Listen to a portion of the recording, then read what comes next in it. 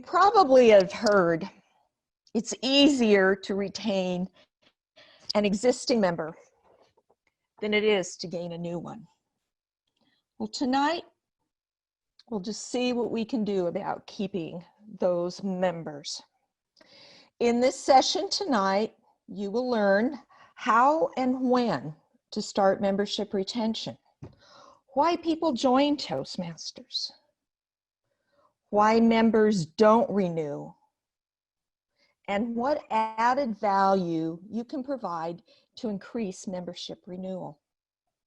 When does retention begin? It begins as soon as a prospective member walks through the door. And we all want people to love our club from the moment they first walk in that door. First impressions last. It's important that we make a good one. Before the meeting starts, when you see a new face in person or on Zoom, make them feel welcome. Introduce yourself. Let them know you are glad they are here. Sometimes it's the vice president of membership, it's a sergeant at arms, or maybe even an official greeter. But what's really important is that guests are not ignored. Be sure to capture their contact information and ask them, may I call you in a few days? I want to offer a virtual guest packet. We may be in this current meeting situation for some time to come. You can download an email material to a guest either before or after the meeting. Brochures, an application, and even a letter from the club president can be a great way to help orient potential new members to Toastmasters. Introduce the guests to a meeting buddy who will sit with them to provide support and answer questions. But in our virtual world, you could be the buddy through to the chat box and help that guest feel comfortable.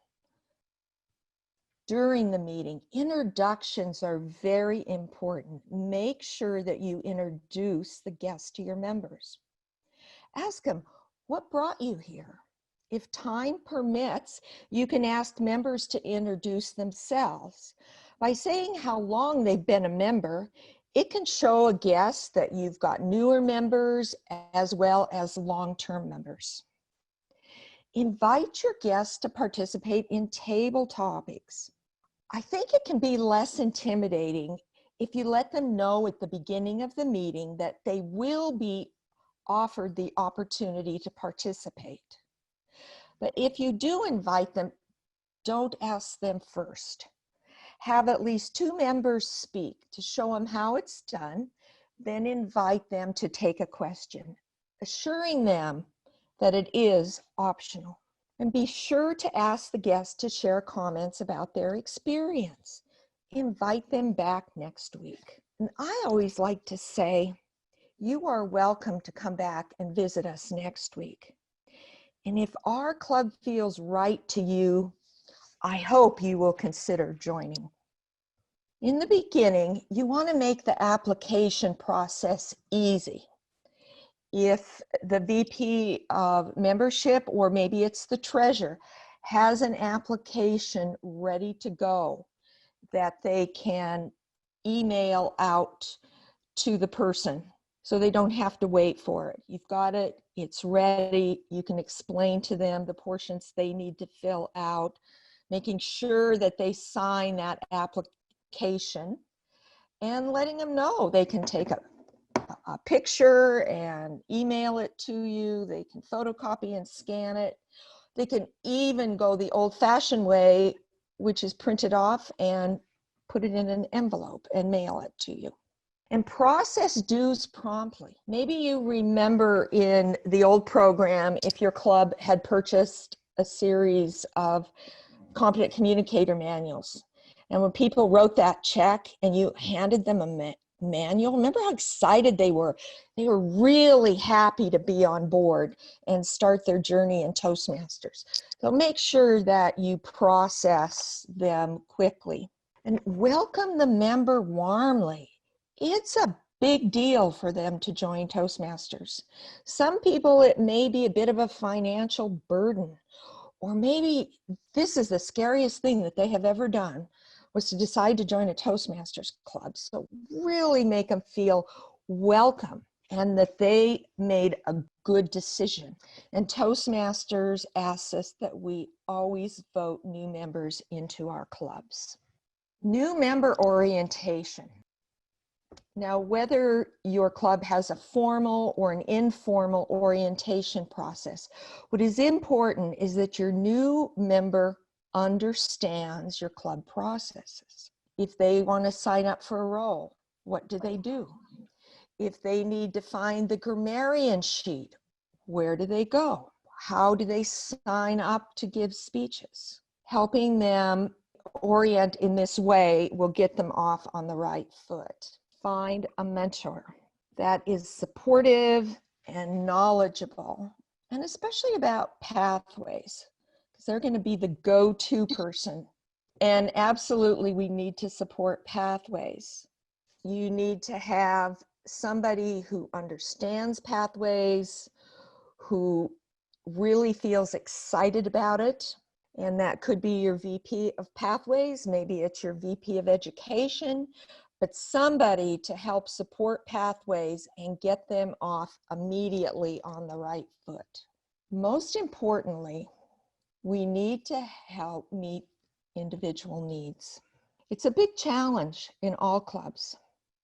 And it's important to take the temperature of your club on a regular basis and make sure it meets current members' needs. And it's recommended that clubs hold a Moments of Truth every year. This is a great tool for assessing whether your club is and how you can work to make it better for your members. When we talk about needs, think of them in terms of why do people join and what they expect to get out of the club. We can break members' needs into 4 categories. The why needs are based around improvement. Think stage time, stage time, stage time. People often come to become a more effective speaker. They want to gain confidence in their speaking. They want to be better presenters. So as a club, we need to make sure that the members are filling roles and giving speeches so that they meet these particular needs. Social needs. People want their social needs to be met. Many choose to be part of a like-minded community. Others who look to improve their speaking skills are who they want to associate with. They want support from the other members, and they want to feel successful. They want to feel like they're making progress. Self-esteem needs. Members need to feel valued, that they have an important role in your club, that when they aren't there, that they are missed and they receive an email.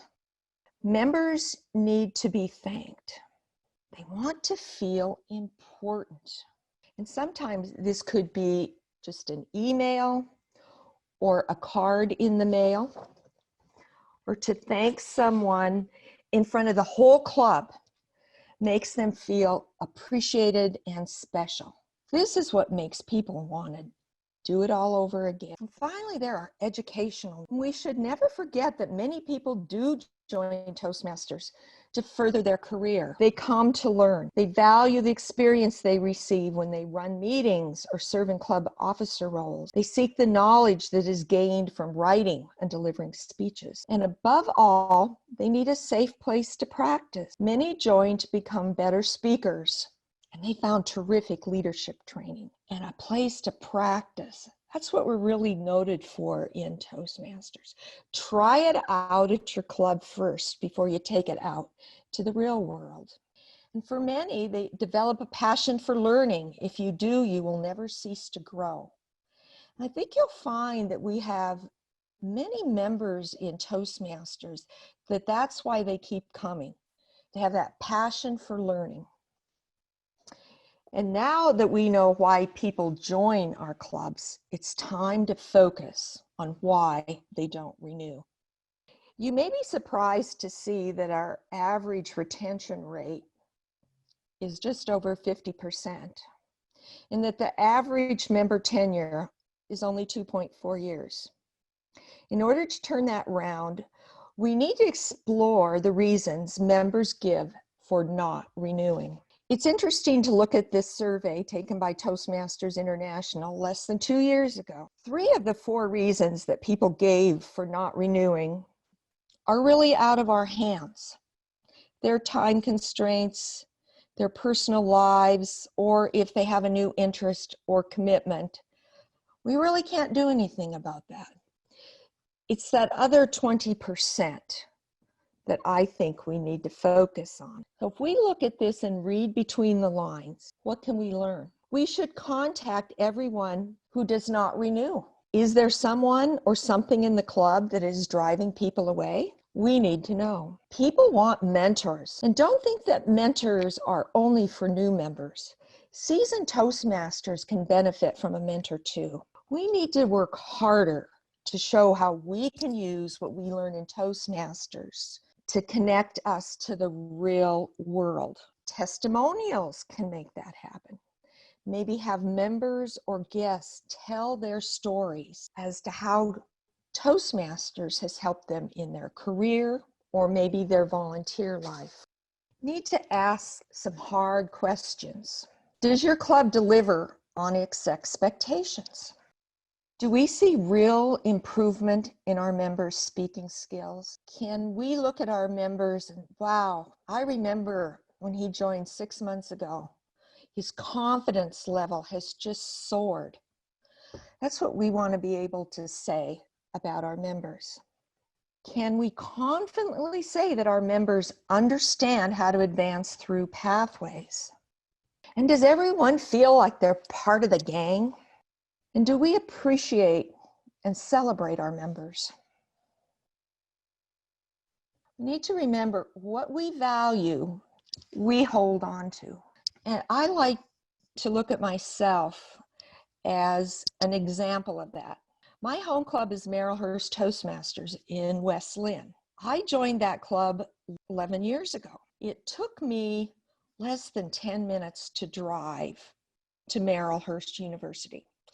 And then 5 years ago, I moved to Northwest Portland. Yes, north all the way on that dreaded Highway 217.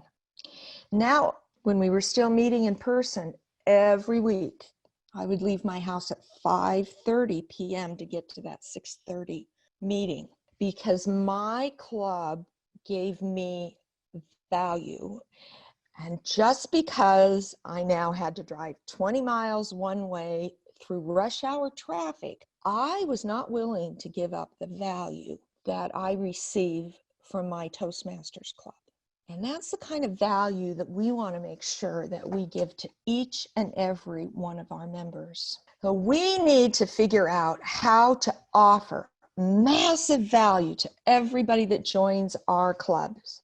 And we can start by holding great meetings. Meetings need to be planned in advance with roles filled. They need to begin and they need to end on time.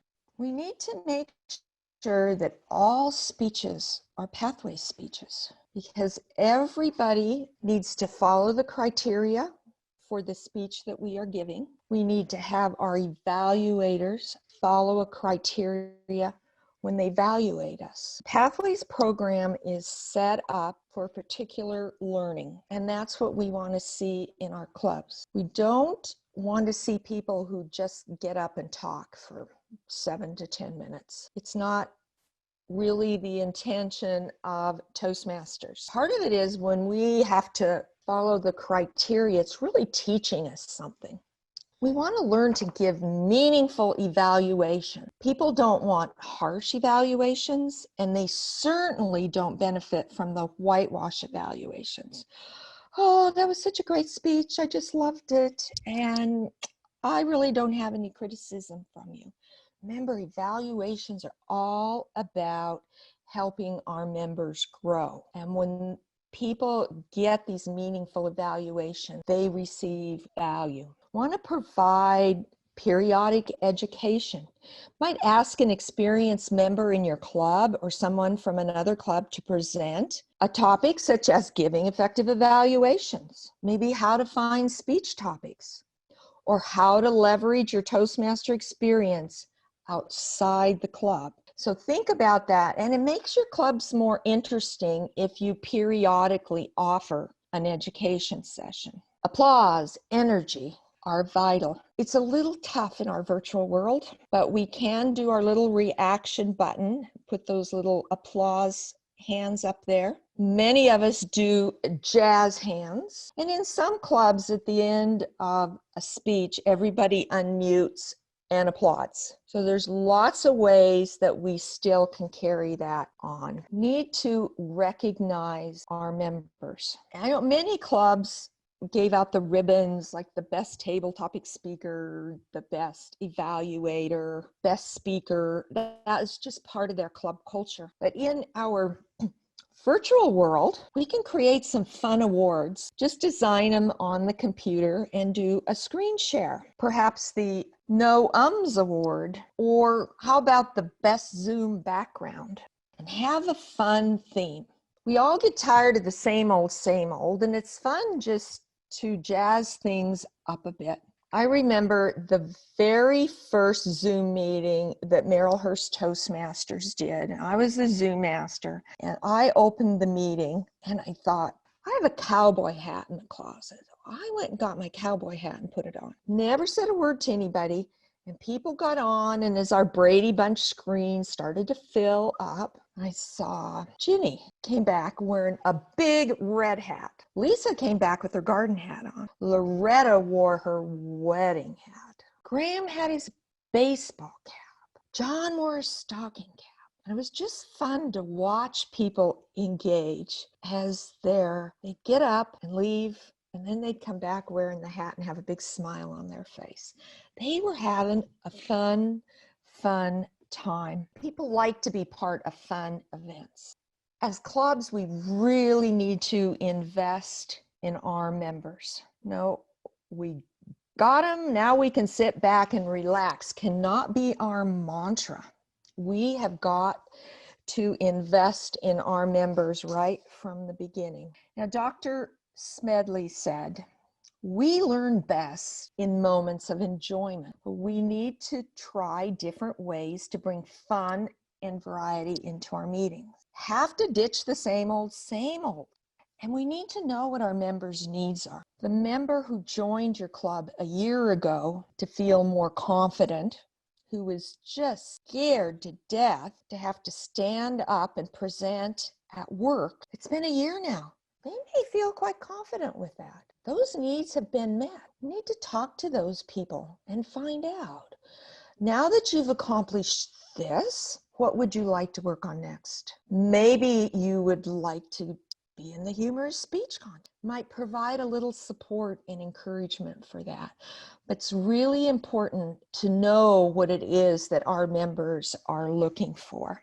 And it is just as important that we respect what people don't want. Not everybody wants to be the club president. Not everybody wants to be an area director. Not everybody wants to enter a club contest. We should gently encourage, but once it's known to us that that's really not what a member wants, then we definitely need to respect that.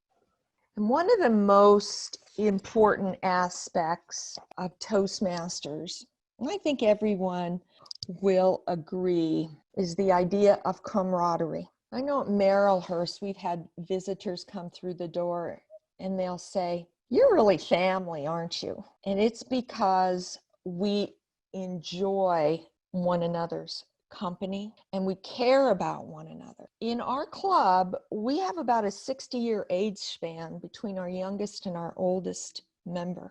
And everybody embraces one another's, their talents, their experience, their knowledge. We love that camaraderie. Now, one of the best aspects, and since there's several of you on this webinar tonight from my home club, you know that one of our greatest little activities was, weather permitting, standing in the parking lot after the meeting talking.